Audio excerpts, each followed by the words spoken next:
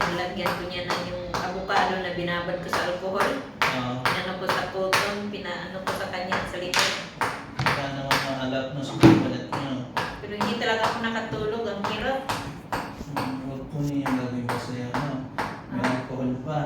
Oo, kasi di ba yung ano na susunod tayo sa YouTube ba? Mukhang ma-irritate yung balat niyo. Hindi, wala ba? Hindi ba siya na-irritate? Okay lang naman yung oil lang. Pero may ano siya, may olive oil siya. Alcohol at saka olive oil, hinalo ko. Ay, hindi mo ba alam yung yung buto ng avocado? Alam ko po, sa anti-inflammatory po. Yung alcohol lang po, ay pag ginamix nyo doon, mukhang may irritate ang balat niyo. Ganun po. Kaya nilagyan ko siyang olive oil. Thank you. Ayos. Diba? Sorry. Okay lang po. Kaya ako sinasabi niyo yung mga investment niyo sa savings. Nasa edad na kasi kayo. Pwede niyo siyang i-insure. Sabi ko ako, pito. Oo, di ba? Pero kayo ang dapat may-ari. Tandaan niyo yan, ha? Then sasabihin niyo sa financial advisor mo na gusto ko kapag nag-withdraw ko, hindi na kailangan ng pirma ng mga beneficiaries at ng insured. Okay lang yan para anytime anywhere gusto niyo mag-withdraw. Hindi na kailangan ng kanilang pirma. Malamas talaga. No? Okay. Paano mayroon kayong idea, no?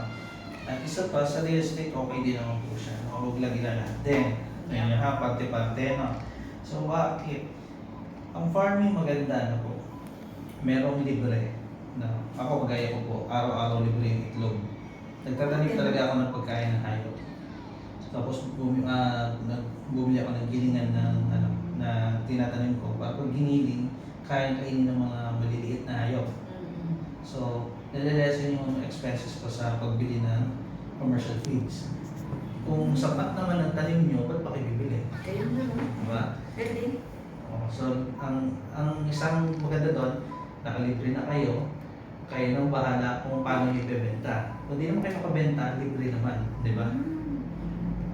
Kaysa bumili kayo, 10 piso itlog ngayon. Okay, check. Yan naman siya sasagad natin. May pain? Pero parang sunod na lang. Ito dito sa kabila. Ito, umangat yan, no? O, di ba? Umangat ako. Ayan, mas na-adjust pa natin dito. Wala na sakit. Wala na. Okay, nakikita nyo na ang butik eh. Di ba? Okay, kayo naman ay dadapa.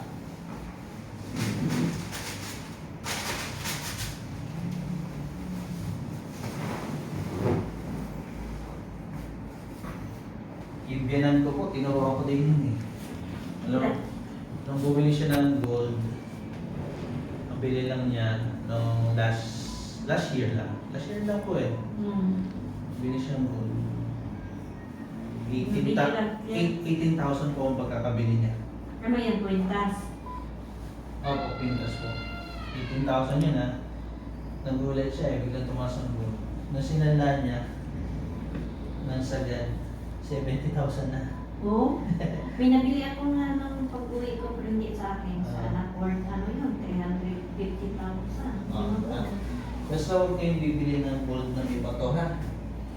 Kasi hindi po kasama sa timbang yun. Yung daya umano. Oo. So yun po yun. Tapos I suggest na bilhin yung gold is at least 21 karat to 24 karat. Okay naman yung 18 karat kung malalaking item. Yung sa kwintas, 18 carats lang kasi yun eh. Pero ano yun? Ang percentage lang naman po yun eh. Ang pinag-percent doon eh.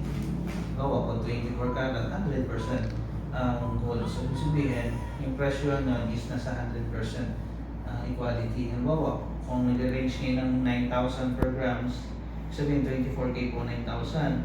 Ang 18K mga nasa 7,000. Not bad pa rin po. Kaya niya? Ngayon, wala na akong trabaho, hindi ko na makaya. Wala na may trabaho ngayon? Wala na, for good na ko eh. For good na talaga. Okay. Pero pwede nyo pa i-gawin. Paano?